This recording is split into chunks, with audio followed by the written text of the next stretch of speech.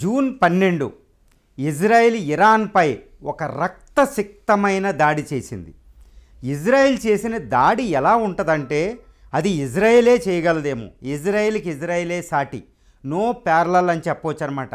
ఎందుకంటే ఇజ్రాయెల్ ఈ దాడి చేసేటప్పుడు 2 నెలల్లో మొసాద్ తన ఇంటెలిజెన్స్ సంస్థ ఇరాన్లో పనిచేసి చేయడం వల్ల ఇంటెలిజెన్సు అటు air force, world sophisticated air force కలిసి పనిచేయడం వల్ల నిన్న 12వ తారీఖున ఇజ్రాయెల్ ఇరాన్పై చేసిన దాడిలో నాంటేజ్ అనే ఒక అణు స్థావరాన్ని పూర్తిగా నాశనం చేయడం జరిగింది. దాంతోపాటు Islamic republic security guards, Islamic republic guards corps IRGC chief Salman హుస్సేనిని చంపడం జరిగింది. ఒక ఆర్మీ చీఫ్ని, అది కూడా ఒక అభేద్యమైన ఇజ్రాయలీ ఆర్మీ చీఫ్ని చంపడం అంటే మీకు ఇజ్రాయెల్ చేసిన దాడి ఎంత రక్తసిక్తమో మనకు అర్థమవుతుంది. దీంతోపాటు ఒక 3 సైంటిస్టులు, న్యూక్లియర్ సైంటిస్టులు కూడా ఇజ్రాయెల్ చంపడం జరిగింది. అంత దారుణమైన అటాక్ చేశారు.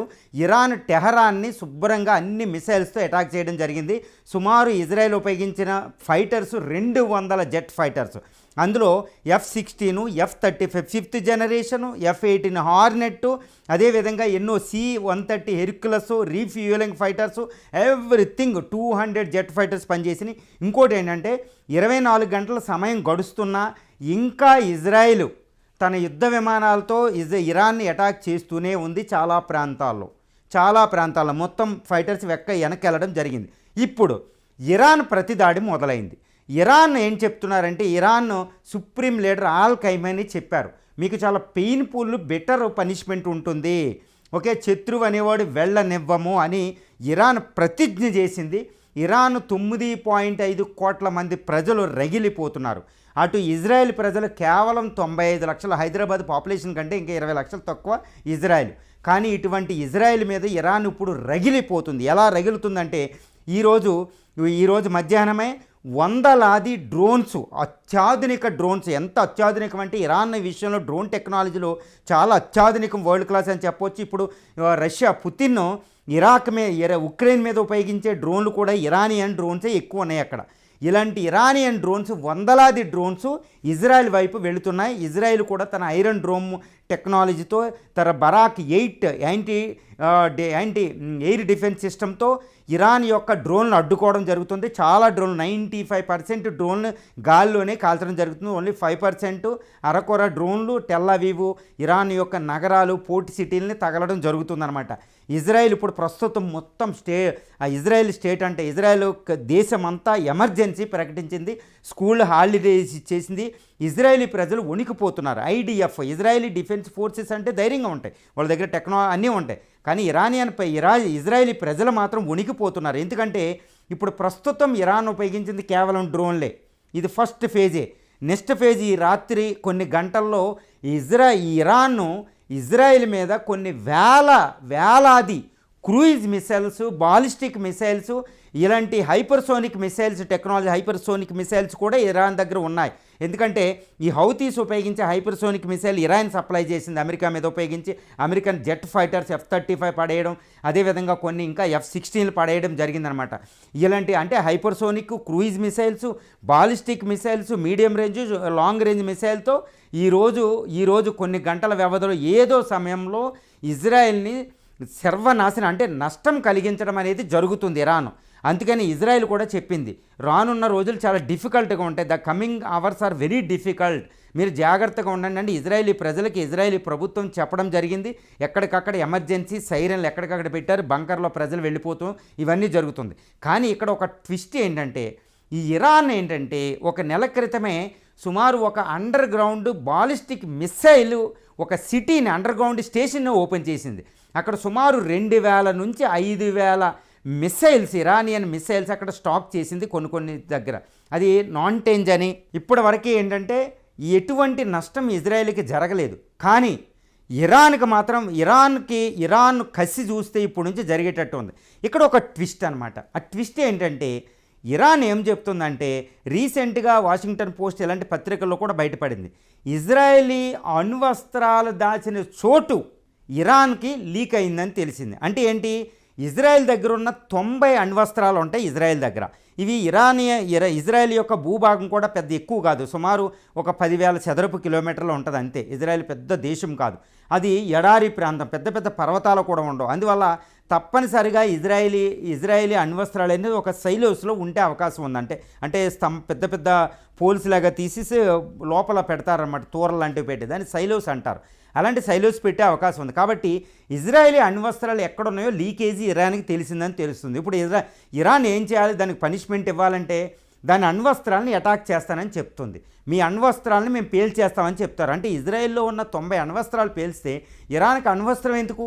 ఇప్పుడు ఇది భయపడేది, ప్రపంచం భయపడుతుంది, అమెరికా భయపడుతున్నారు, ట్రంప్ భయపడుతున్నాడు, ఇజ్రాయేలీ ప్రజలు భయపడుతున్నారు. ఎందుకంటే ఈ చిన్న భౌగోళిక ప్రాంతంలో 95 లక్షల జనాభాతో ఉన్న ఇజ్రాయెల్ తన ఐరన్ డ్రోమ్లు అన్నింటినీ ఎక్కడ కాపాడద్ది ఇవి? ఎందుకంటే ఇప్పుడు గత సంవత్సరం ఏప్రిల్ 8 ఇరాన్ ఇజ్రాయెల్ మీద దాడి చేస్తే 200 మిసైల్స్ని ఉపయోగించి 120 డ్రోన్లు ఉపయోగించి చేసిన దాడిలో చాలా వరకు మిసైల్స్ కూడా ఇజ్రాయెల్కి తగలడం జరిగింది. ఐరన్ డ్రోమ్ అక్కడ పనిచేయలేదు కొన్ని సందర్భాలు.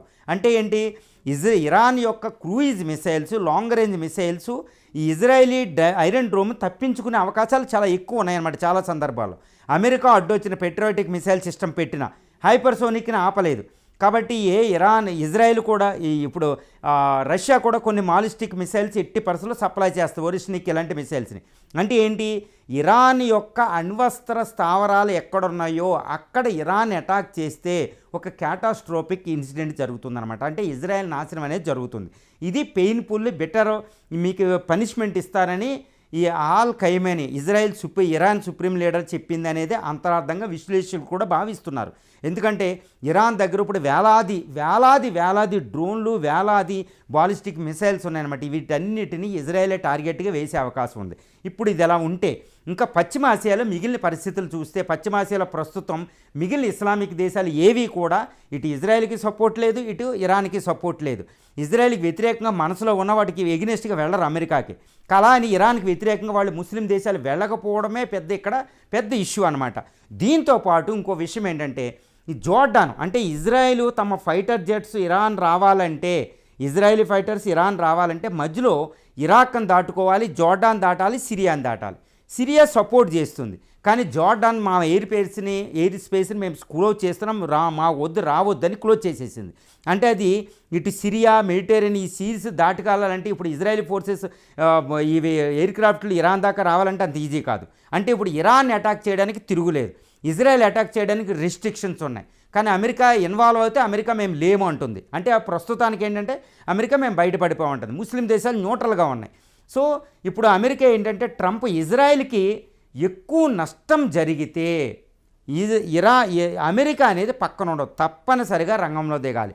అటు అణ్వస్త్రాలు పేల్చినా పెద్ద పెద్ద మిసైల్స్ వెళ్ళి ఇంకా ఐరన్ డ్రోమ్ని పగలగొట్టి వెళ్ళిపోతూ ఉంటే అమెరికా తన యొక్క పెట్రియాటిక్ మిసైల్ సిస్టమ్ని, ఎయిర్ క్రాఫ్ట్ క్యారియర్స్ని అక్కడ మోహరించి అవి గాలిలో పేల్చే అవకాశం అమెరికా ఉంది. ఏప్రిల్ 8 లాస్ట్ 2024న ఇజ్రాయెల్ మీద జరిగిన దాడిని అమెరికా, ఇజ్రాయెల్ కలిపి ఓడించినాయి అప్పుడు జో బైడెన్ ఉండి. ఇప్పుడు కూడా అమెరికా రంగంలో దిగుతుంది. ఒకవేళ అమెరికా రంగంలో దిగితే పరిస్థితి ఏంటి అంటే, చైనా కూడా తన పెట్టుబడులు $400 బిలియన్ పెట్టుబడి పెడుతుంది అక్కడ, తన పెట్టుబడులోనే. దాని రక్షణకి ఇరాన్ రక్షణకి దిగే అవకాశం ఉంది. ఇరాన్ రక్షణకి దిగాలి అంటే అవి కొన్ని బాలిస్టిక్ మిసైల్ని, ఎయిర్ డిఫెన్స్ సిస్టమ్ని, పెద్ద పెద్ద ఇన్స్టాలేషను, అధ్యక్షుడి భవనం, ఎందుకంటే ఆర్మీ చీఫ్నే చంపింది ఇజ్రాయెల్.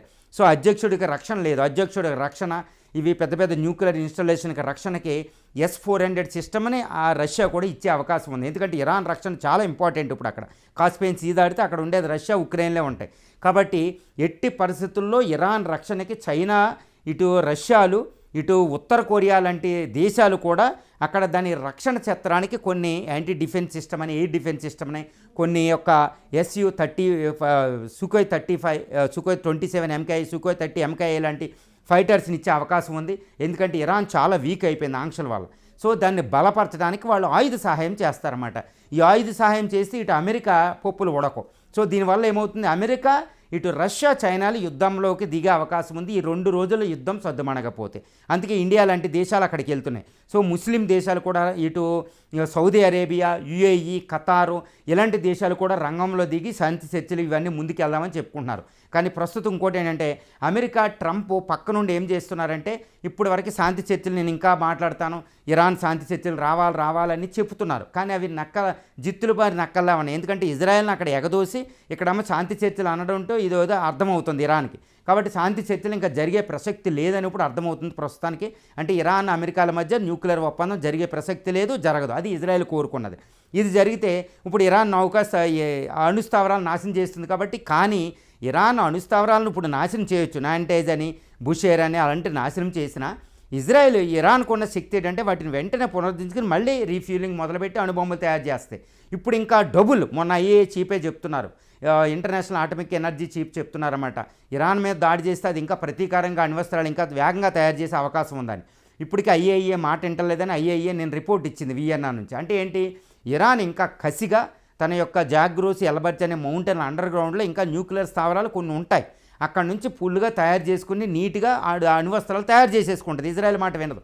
ఎట్టి పరిస్థితుల్లో ఇరాన్ అణ్వస్త్రం తయారు చేసుకుని తయారు చేసే పరిస్థితులు ఇక్కడ కూలంకషం కనపడుతుంది. అంటే ఏంటి, ఇప్పుడు ఇజ్రాయెల్ చేసిన దాడి ప్రస్తుతం నాశనం చేసింది, ఇరాన్ను పూర్తిగా నాశనం చేసింది, చాలా వరకు నాశనం చేసింది, రక్తసిక్తం అయిపోయింది. కానీ ఇరాన్ దాడి ఈరోజు జరగబోయే కొన్ని గంటల్లో ఇప్పుడు జరుగుతున్న దాడి మాత్రం ఇజ్రాయెల్కి నష్టం కలిగిద్దనే భావిస్తున్నారు.